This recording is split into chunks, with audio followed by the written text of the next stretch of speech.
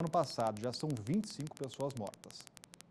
Comparando com o mesmo período do ano passado, a doença transmitida pelo mosquito Aedes aegypti deu um salto de 23.890 para 34.456 casos prováveis. Os números são da Subsecretaria de Vigilância à Saúde da capital. A doença continua sendo motivo de preocupação. Os órgãos competentes afirmam que intensificaram as ações nas cidades.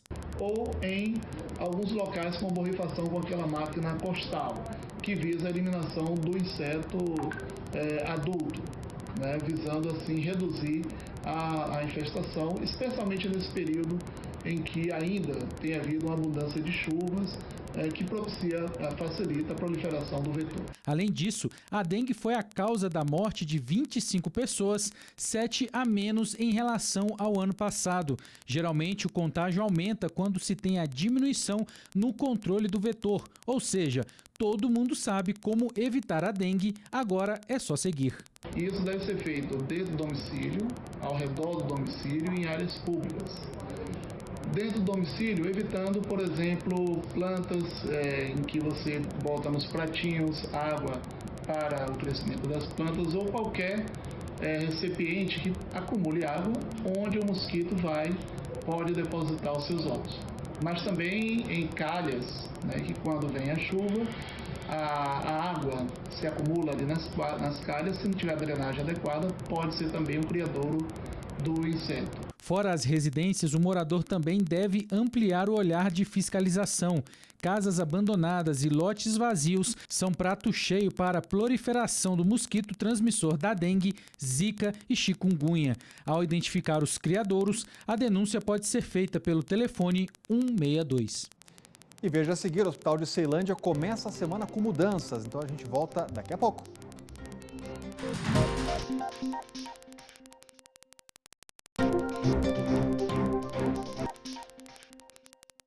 Semana começou com mudanças dentro do Hospital de Ceilândia, isso porque a ortopedia e a cirurgia geral vão ser transferidas para outras unidades. Quem vai explicar para a gente é a Camila Lopes, já tem mais informações. Muito boa tarde, Camila. Boa tarde, Orengo. Boa tarde a todos. Já a partir de hoje já está valendo essa mudança, tanto a ortopedia quanto a cirurgia geral, que antes funcionava ali no pronto-socorro do HRC, do Hospital Regional de Ceilândia. Essas duas especialidades passam a funcionar tanto no Hospital Regional de Taguatinga quanto no de Santa Maria.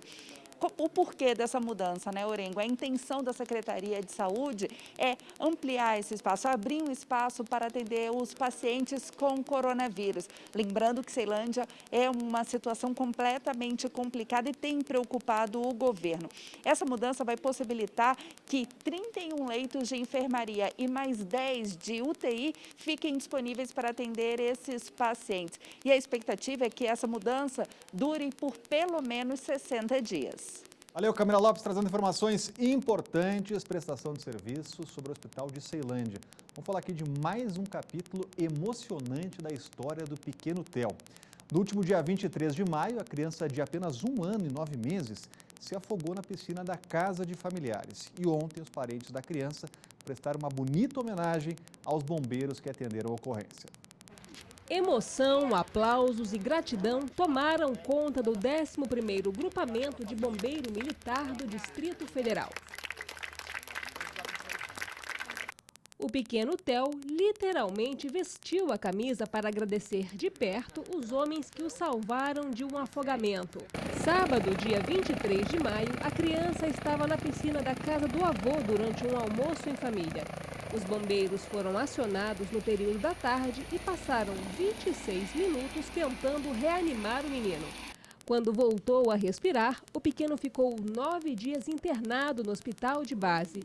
No último dia 2, recebeu alta sem nenhuma sequela. No dia lá, quando eu olhava o Theo, eu via meu menino.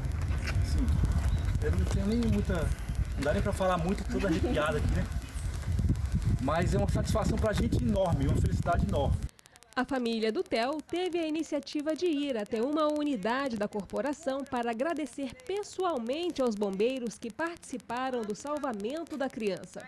Enquanto lia uma carta, o pai do Theo relembra a importância dos militares. Vocês são a própria definição da palavra herói.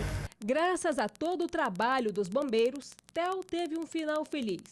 Sorrisos, presentes e muita gratidão marcam a história da criança de apenas 1 ano e 9 meses. Então, de parabéns aos bombeiros de Brasília. E olha, de novo, a área central de Brasília volta a ser palco das manifestações. Domingo, grupos contra e pró o governo Bolsonaro tiveram, inclusive, na esplanada dos ministérios. A gente tem as imagens. O trânsito na esplanada dos ministérios foi interrompido nos 2 sentidos e a Polícia Militar montou um esquema especial para evitar conflitos. Um cordão de policiais dividiu o gramado central da esplanada.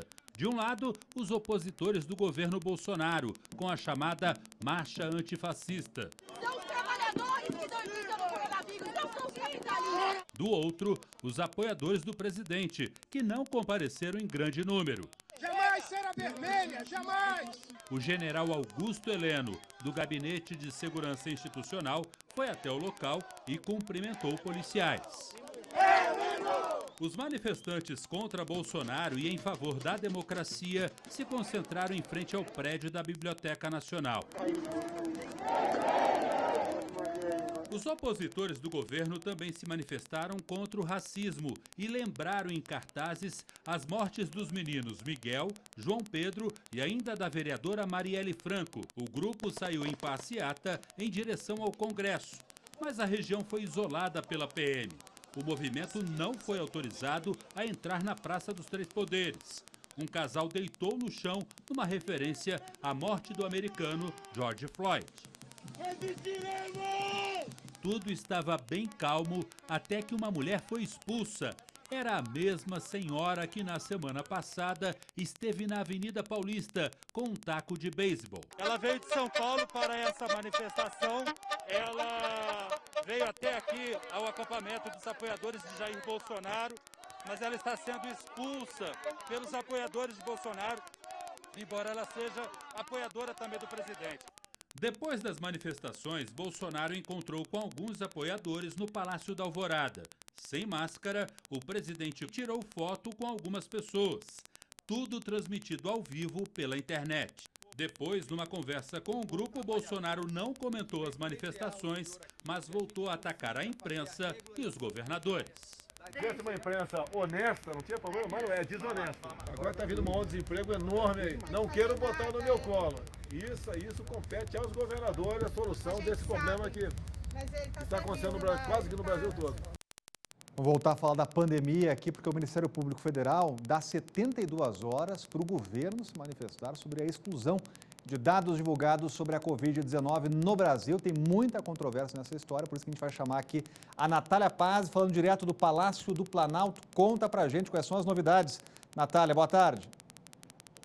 Exatamente, Orengo. Muito boa tarde para você, para todo mundo que nos acompanha aqui no Band Cidade. O Ministério Público Federal deu essas 72 horas para que o governo se manifeste em relação a essa exclusão de dados divulgados sobre a Covid-19. Essa decisão é da noite do último sábado e, questionado, o Ministério da Saúde não nos informou se já foi notificado dessa decisão. Essas mudanças no meio de divulgar esses dados, a gente lembra, começou na semana passada e, diante disso, então, o governo passou a omitir os números totais de casos da Covid-19 e também as mortes causadas pela doença. E no meio dessa polêmica toda, o Conselho Nacional de Secretários de Saúde lançou um painel de acompanhamento dos dados do coronavírus. O painel CONAS, ele traz o número de casos e de mortes confirmadas nas últimas 24 horas e também o total de pacientes e óbitos acumulados desde o início da pandemia. Lembrando que o Ministério da Saúde não se manifestou ainda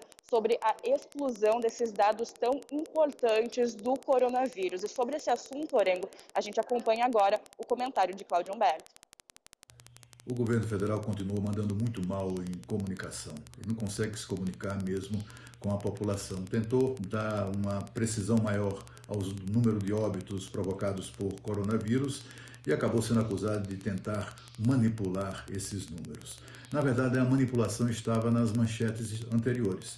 Noticiou-se com estardalhaço que em apenas 24 horas, 1.300, 1.400, até 1.500 pessoas morreram num único dia. E isso era mentira. Não há nenhum dia em que tenham morrido tantas pessoas por coronavírus no Brasil desde o início da pandemia. O pico foi no dia 12 de maio, quando morreram 670 pessoas. Desde então, esse número nunca foi superado. Quando se chega aos 1.300, 1.500 mortos em um dia, é o somatório das mortes do dia, mas todas as outras mortes que estavam por ser confirmadas ao longo de até 60 dias e que finalmente foram confirmadas como sendo de coronavírus. Em vez de serem contabilizadas no dia em que ocorreram, acabam sendo contabilizadas no dia em que foram notificadas. Essa verdade dos números é que a população precisa para não entrar em pânico. E veja no próximo bloco, tem promoção para você que não abre mão de uma festa junina, então não saia daí, a gente volta já.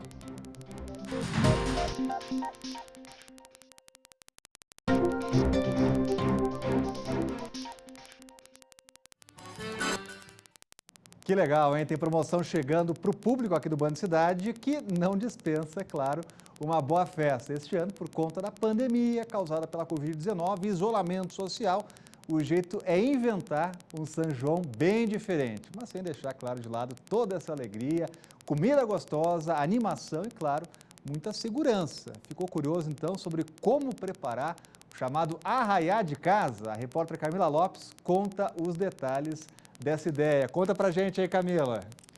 Pois é, Orengo, eu sou uma que eu não dispenso aí festa junina, quando já deu aí, entrou junho, eu já estava agoniada, sexta-feira teve festa junina na minha casa, sábado teve festa junina na minha casa, então eu acho que está todo mundo nesse clima. E aí não tem essa desculpa, tem pandemia, não vou ter, faz em casa, aproveita a família, reúne a família, brinca, né, até um momento para relaxar. E como é que a gente vai fazer? A gente conseguiu essa promoção, só que quem vai explicar aí o que as pessoas vão poder ganhar aqui do Band Cidade é a Priscila Pimentel.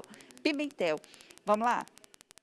Oi, pessoal! O Dona Feijuca preparou especialmente para os telespectadores do Band Cidade uma cesta recheada de delícias. A nossa cesta contém carreteiro, galinhada, churros de doce de leite, pastéisinhos, pamonhas, bolos, caldos, canjicas e refrigerante. Boa sorte a todos! Olha, Orengo, né? Chamar essa promoção na hora do almoço pra gente que ainda não almoçou aí, até assim, né? Chega a barriga dá aquela roncada, né? Só que aí como é que vai fazer? O pessoal quer saber como é que vai participar. É só ligar para o WhatsApp da Band, aquele, né? Que todo mundo já tem, 999769204. Falando que quer participar, precisa informar o nome e o local aonde mora, sem aquele nome completo. E aí quem vai atender? São aqui, ó, vou apresentar o pessoal aqui, ó, são a nossa equipe de produção, a Amanda, o Estevam e a Vi, que eles vão estar aqui, ó, preparados. Só que tem regra para isso daí, tá? Só no horário do jornal, então de 12h30 até 13h, que vai poder fazer essa ligação, e também até o dia 17, que é quando vai sair aí o sorteio, né, o prêmio. É uma pena que a gente não pode participar, porque eu mesmo queria, Orengo. Bacana, dá até água na boca, valeu, Camila, o pessoal já está preparado, liga aí para o nosso WhatsApp, manda mensagem, que você vai participar dessa promoção muito bacana.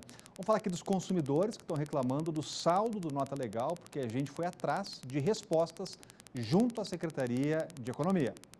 Este é o primeiro ano em que contribuintes com saldo no Nota Legal não vão poder indicar outras pessoas para receber descontos no IPTU e IPVA.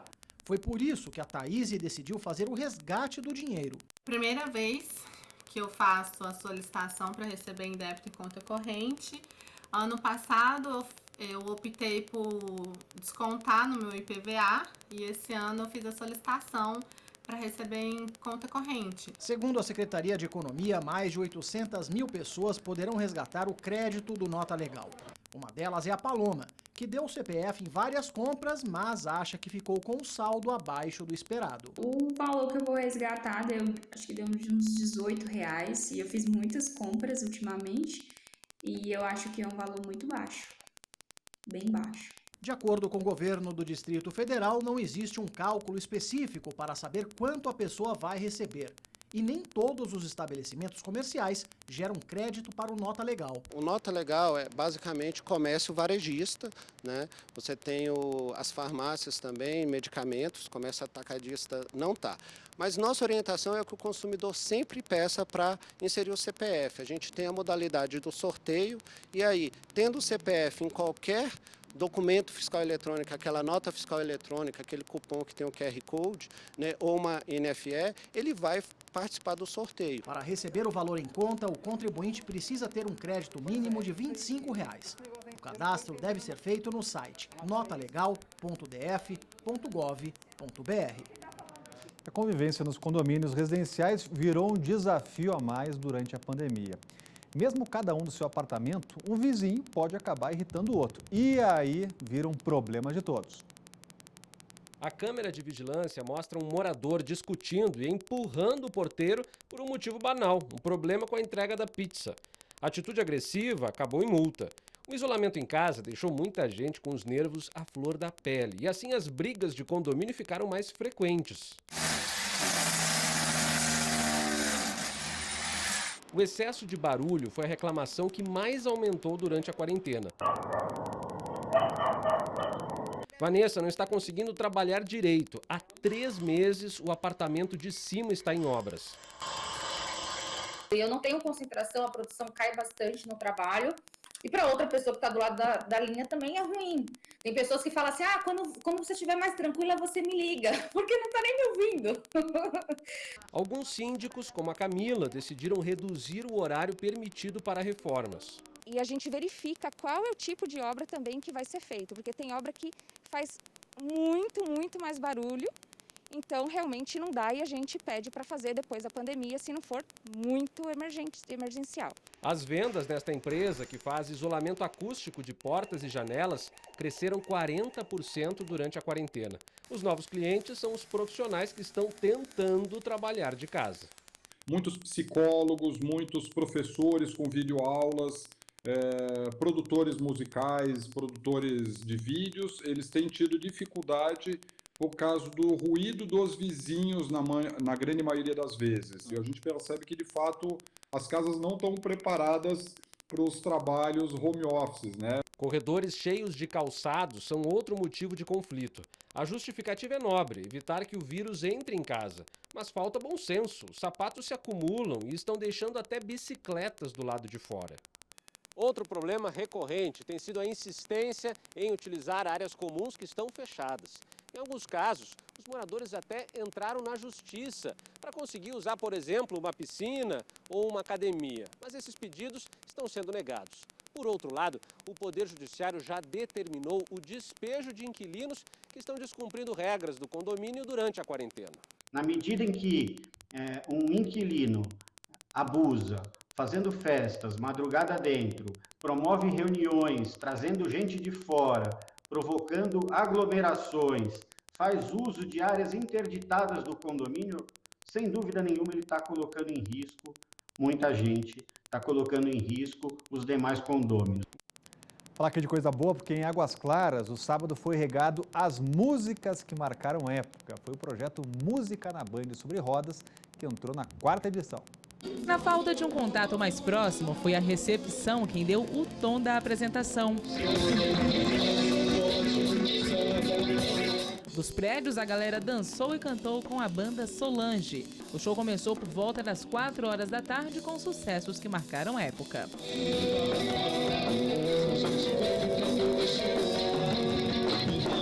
Um repertório potente que saía da guitarra do músico Marcos e do vocalista Carlinhos. O som foi parar nos apartamentos dos grandes prédios da cidade. Das janelas era possível ver a alegria no rosto de quem tem que ficar dentro de casa por conta da quarentena. Quando anoiteceu, para seguir no ritmo musical, os moradores fizeram uma espécie de balada com as luzes de casa. Era gente de todos os jeitos e idades, crianças e adultos, todo mundo ouvindo um pouco de pop rock dos anos 80 e 90.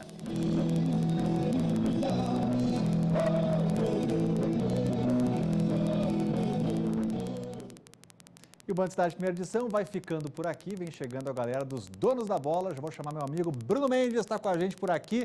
E o futebol do Rio vai voltar ou não, hein, Bruno? Boa tarde. Muito boa tarde, Orengo. Boa tarde a todos os nossos queridos telespectadores. Para o governo do Rio de Janeiro, desde sábado está tudo liberado. Pode ter jogo em qualquer praça esportiva do Rio de Janeiro, sem a presença de público. Mas a prefeitura ontem à noite disse que não, no Rio de Janeiro não tem esporte não. Então, até os homens lá em cima estão brigando por conta dessa pandemia e da liberação dos jogos. É claro que é muito precário voltar agora no Rio de Janeiro, né, Orengo? Que confusão. Então, essa história e muitas outras agora no Donos da Bola. Valeu, Bruno. Valeu, tá certo. Um forte abraço. Orengo volta amanhã, hein? A partir do 12h30, mais uma edição do Band Cidade. Donos da Bola, está no ar.